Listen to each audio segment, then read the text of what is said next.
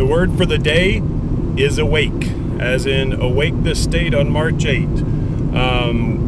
There are a lot of people involved in planning rallies around the state to coincide with the opening of the state legislative session this year.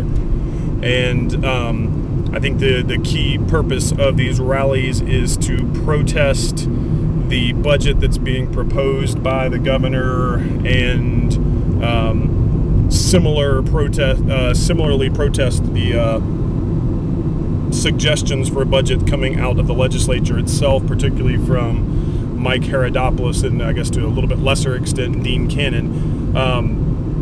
And I think there are a couple of positive things that are going to be accomplished by these events, and again, a lot of people are working on these all over the state, and they're going to be positive events. I think that there's going to be a lot of good stuff that comes out of them. I'll be at the one in Tallahassee, and I know that tons of other people that are bloggers or people on Netroots activism are going to be participating in these events. One good thing that's going to come out of them will be media attention. The media doesn't get a lot of people talking to them that are counter to the Herodopoulos, Cannon, Rick Scott agenda. There aren't that many Democrats in the state government, none in the cabinet, and so it's a way to get some press coverage for voices other than those of the right-wing Republicans running the state. Two, it's a great bit of practice for local organizers. One of the key things that we've been missing in Florida for quite a few years now is a large number of people who have the skills to organize and pull people together and bring together coalitions and things like that. And planning coordinated events like this give people practice at that, and then expand the number of talented, skilled people who can organize further down the road. A third, of course, is that it will help increase the reach of the progressive voices and progressive movement through the media coverage, through the organizing. More and more people will be brought into the discussion in terms of what the right wing is doing wrong here and what the left wing can do to fight against that. So there's a lot of good that comes out of this, and there's probably some other stuff that we could talk about as well, but those are kind of the key things that I'm looking at.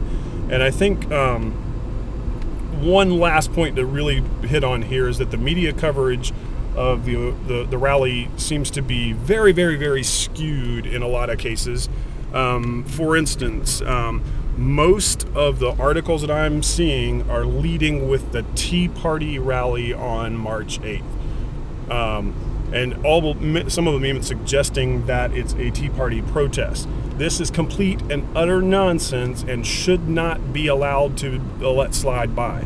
First off, Awake the State was planned before there were any Tea Party rallies for March 8th. The Tea Party rallies were explicitly done as a response to Awake the State. Two, they're not protesting anything. They have nothing to protest. They've won. They're in charge of the governor's mansion. They're in charge of the legislature. There's nothing for them to protest against. Three, the only reason they're there is to draw attention away from the actual protests that are going on, people who are actually upset with what the government is doing, not people who are upset at some abstract government concept that doesn't even exist here in the real world. So the media is being hoodwinked if they keep writing these stories. Apparently there's conventional wisdom in the media that there is a Tea Party somehow, which there isn't. The Tea Party is the exact same people who are always protesting government, who were Republicans then or are Republicans now. There is no new spontaneous grassroots movement that's risen up here. It's just the same old people came up with new branding and the media fell for it hook, line, and sinker. Second thing is there never has been any real kind of coordinated, organized, marching in the streets kind of movement of progressives in the state of Florida outside of the peace movement. And the real story with Awake the State and other things like what just happened yesterday in the Move On rallies, or I guess Saturday, the real story there is that this stuff is new and there is an organized, growing response to the Tea Party and the right, who have already been in control of this state for a long time. So there's nothing new on that part of the story. So stop reporting it like there is.